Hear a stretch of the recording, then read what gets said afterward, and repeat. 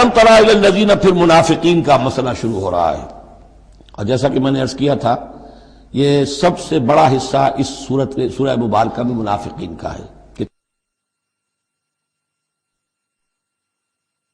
الم تری الی الذین یزعمون انہم آمنوا بما انزل الیک وما انزل من قبلک، کیا تم نے غور نہیں کیا ان لوگوں کی طرف جن کا گمان تو یہ ہے اور دعویٰ تو یہ ہے کہ وہ ایمان لے آئے ہیں اس پر بھی کہ جو اے نبی آپ پر نازل کیا گیا، اور اس پر بھی کہ جو آپ سے پہلے نازل کیا گیا، لیکن کرتے کیا ہے؟ یریدون یتحاکموا الی الطاغوت، وہ چاہتے یہ ہیں کہ اپنے مقدمات کے فیصلے کروائیں طاغوتوں سے، یعنی ان سے جو اللہ اور اس کے رسول کی اطاعت نہیں کرتے۔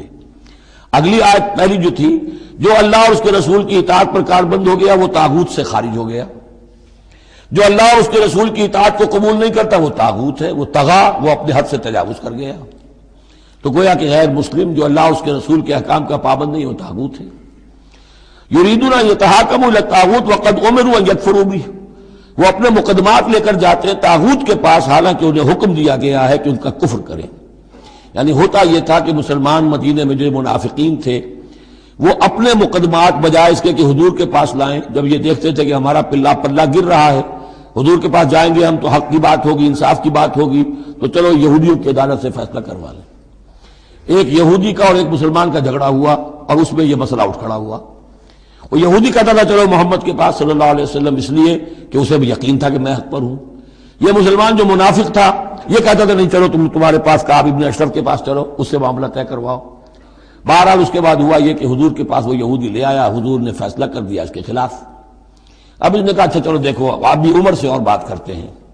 حضرت عمر سے آ کے بات کی، امید کی کہ شاید وہ جب میرا لحاظ زیادہ کریں، میں مسلمان ہوں۔